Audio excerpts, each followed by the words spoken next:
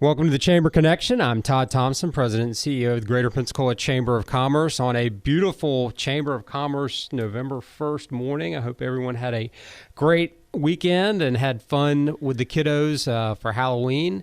And we're going to jump right into it today. We've got Sara Lefevers. Sara is the Executive Director of the Greater Pensacola Chamber Foundation. Welcome to Chamber Connection, Sara. Thank you, Todd. Absolutely. So let's jump right into it. Okay.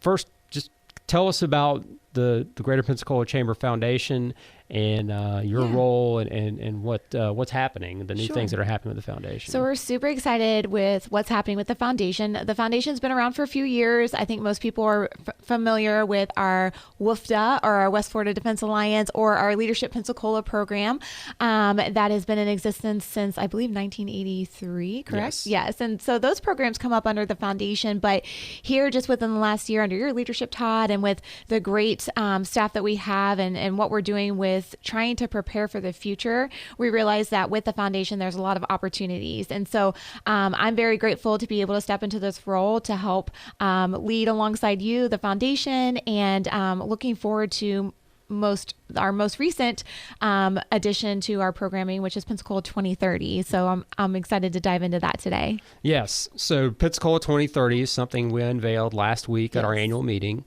And let's jump into that. Okay. Talk about what Pensacola 2030 is, how it was developed, and who's involved. Yeah, so Pensacola 2030 is basically our strategic plan for the next few years. And it really is a model that we've used from the Florida Chamber. They launched their Florida 2030 program back in the beginning of 2020. And even prior to that, there were conversations that our chamber and multiple chambers around the state were involved in to identify key areas that the business community should have a part to play in helping to advance in our communities, to create a wonderful business climate, but also a great quality of place for everybody within those communities. And so I remember actually one of my very first meetings that I went to as part of the Chamber family was to a 2030 meeting down at Andrews Institute with a bunch of community leaders and officials. And we were just kind of wrapping our heads around what it was.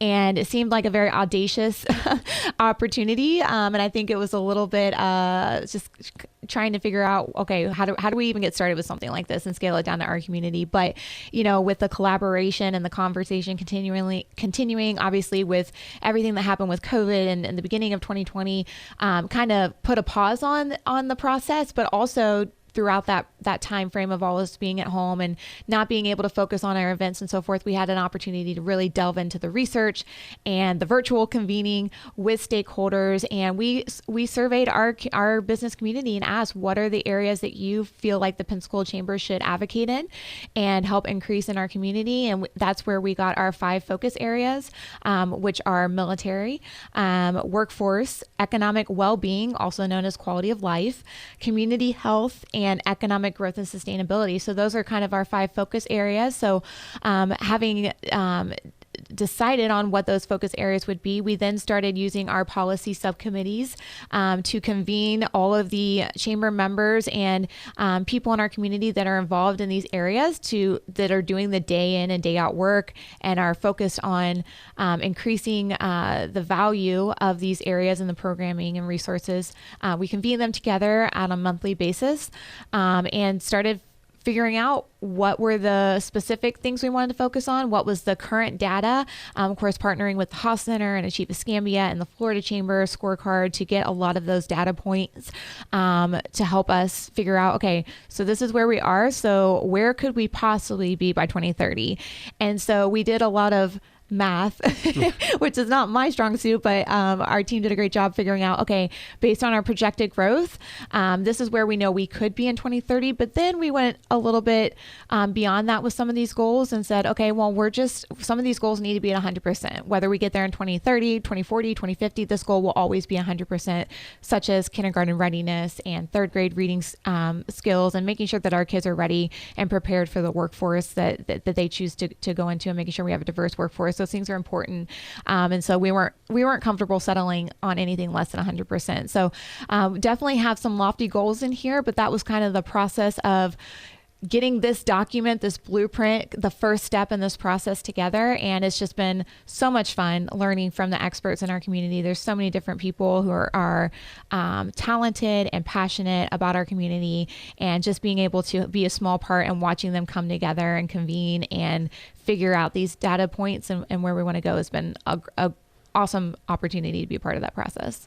Yeah. And the way I look at this, I've heard for years that our community needs a strategic plan. Sure. And to me, this provides kind of the framework for that strategic plan with some key goals, and the people who need to be involved to achieve those goals, and really how we plug in the business community to really work on these issues and bring about change and make Pensacola the best place to grow a business, start a family, retire, do all those things that we want Pensacola and Escambia County to be. So now that you've gone through this process, you've developed the goals, you've got these down on paper, and these are available for anybody who wants to see them. What are the next steps? What are you going to be doing now to start doing the actual work? Sure. Well, now the real work actually begins. So the blueprint was the first step, and it was a lot of work, a lot of convening, a lot of research, but that was just the first step. Right. And so now what we plan to do is this week, we're going to be sending out a survey. We've done a community landscape analysis, our chamber team has, and tried to identify everyone in our community that we know is playing a part in one of these 5 areas. And we have a survey we're going to send out to them to ask them, have you heard of Pensacola 2030? As far as these data points, where can we go? What are your needs? What are the resources that we can help get for you? Because like I said earlier, the chamber's not doing all this work, right? We just want to provide a platform and an opportunity to get more resources for the people who are doing the work, and trying to get to those goals as a community. So it's a very inclusive project. So if you're don't receive the survey by Wednesday, please reach out to us at the chamber. We want to have everybody involved in this. I think that's one of the things that makes this really unique, is it is a very inclusive opportunity for our community to really come together and be aligned. So that survey will just help us to identify people's key roles, what their services are, and make sure we have the right contact information. And then from there, in the next 90 days, we will be having siloed information sessions. So each focus area will have its own session where we have a facilitator who will come in and help us look through the goals, look through the action steps and tactics that we've identified, and then figure out what are our next steps in the next 90 days, in the next 6 months, the next year, and so forth, and kind of building on that. And then they'll reconvene quarterly following that, just to make sure we're on track, and that if there are new things that are identified, that we have a idea of what's going on and how we can start helping in those areas as well. But again, it's just to make sure that we have the people doing the work in the room. We're supporting them. That's our role as a chamber, to support people doing the work, help build them up, get the resources and so forth.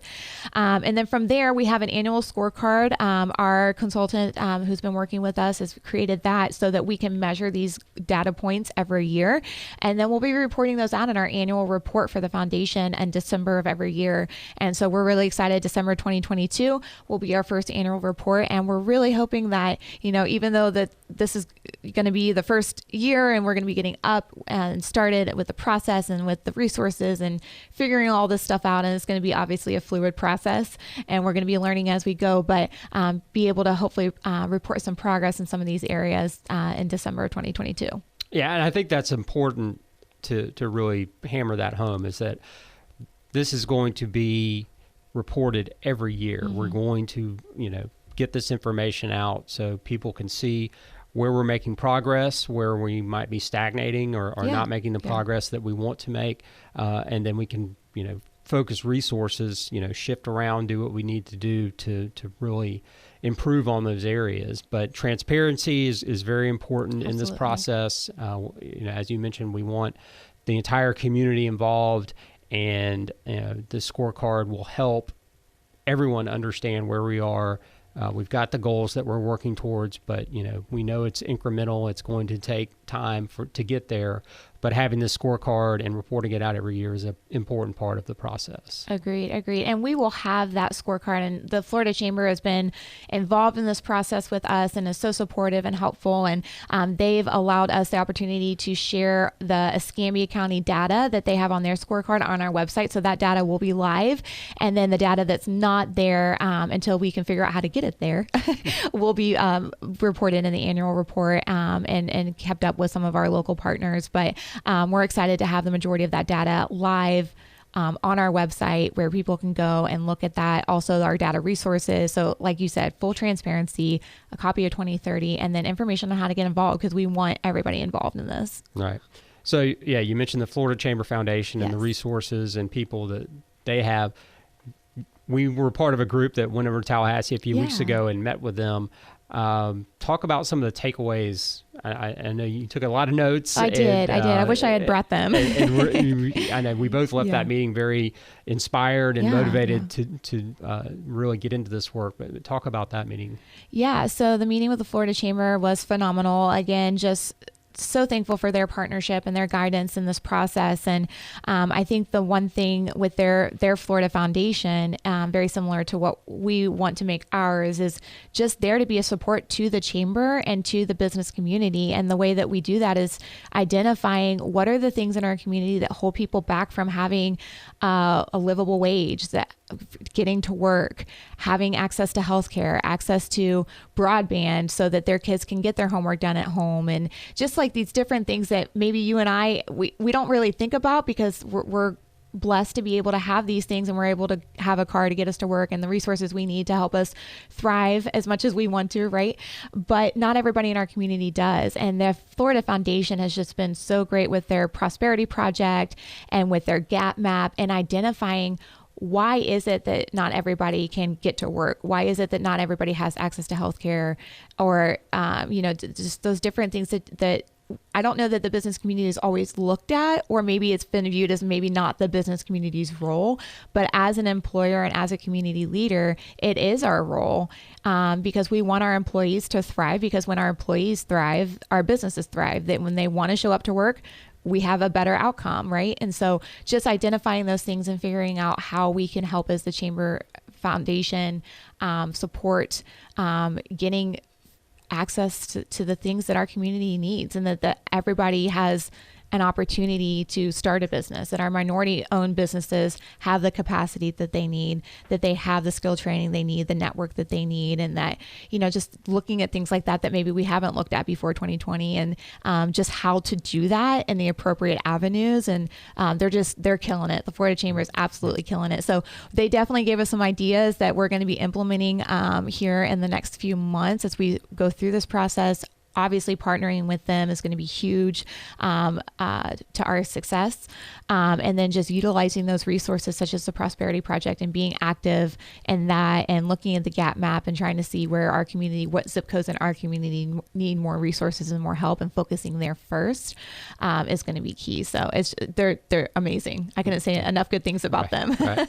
And one of the big takeaways for me from that meeting was that a lot of this work is being done in other parts of the state. Mm-hmm. So they would reference, this is happening in Orlando, this is happening in Miami. So we'll be able to get a lot of best practices from them, and they can share, how it was done, the people that have been doing the work, so they can help connect us. Mm-hmm. But that's the thing, this really, we're not going to be reinventing the wheel here. No. We're going to be doing things that are proven and have shown results, and that we can replicate here, but it is important work, because we want to build that community that make Escambia County the best it can be. Mm-hmm. Really improve, like you say, like workforce, and like we both have kids.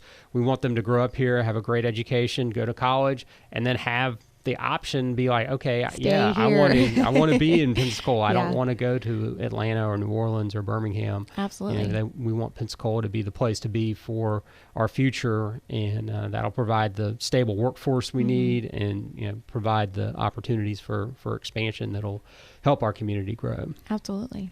So, you talk about again, how people can get involved, because I think it's important to just kind of reinforce that, this is a community-wide effort. Sure. It's been chamber members up to this point, but we're really opening it up.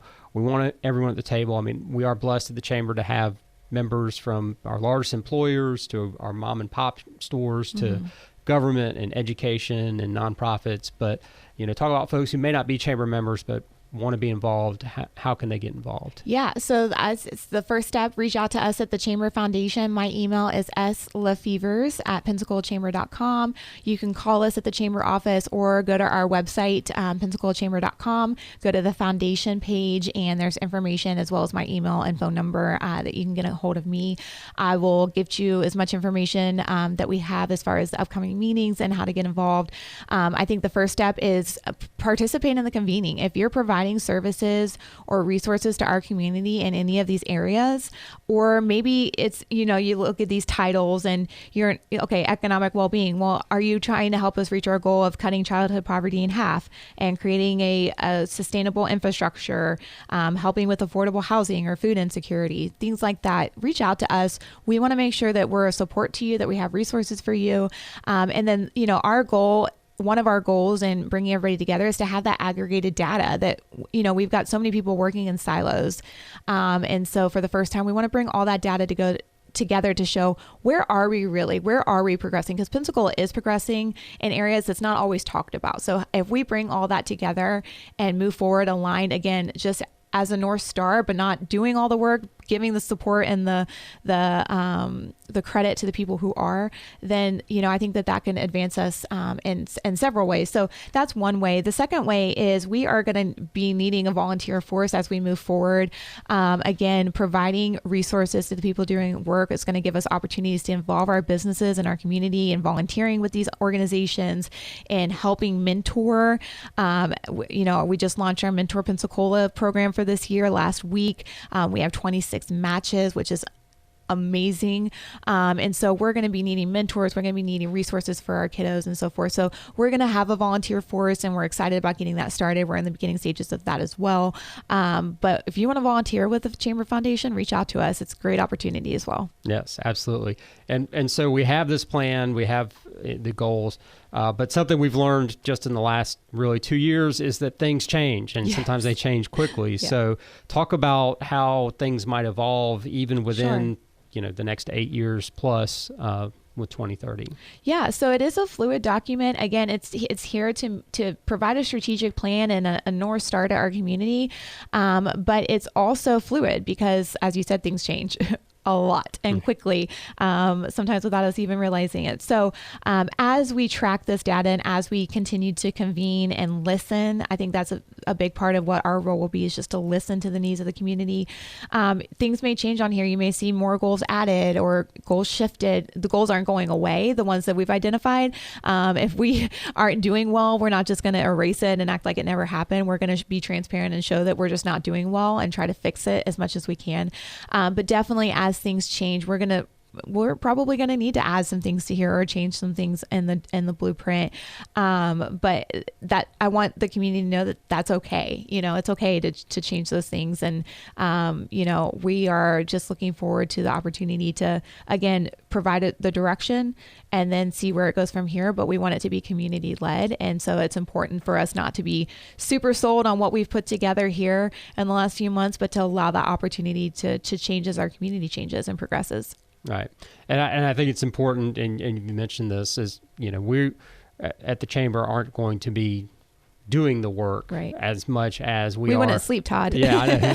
There's only so many hours in the week. But, we're convening, bringing those folks together who are doing the work, making sure that we're moving together in an organized fashion, and, having these goals will help us all move together.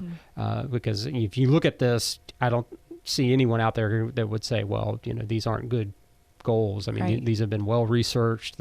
We've had the experts at the table for the last 10 months working on this. So, this is not to step on anyone's toes. Like, we're going to come in and take over and start doing the work that you're doing. No, thank you. This is not what we're doing here.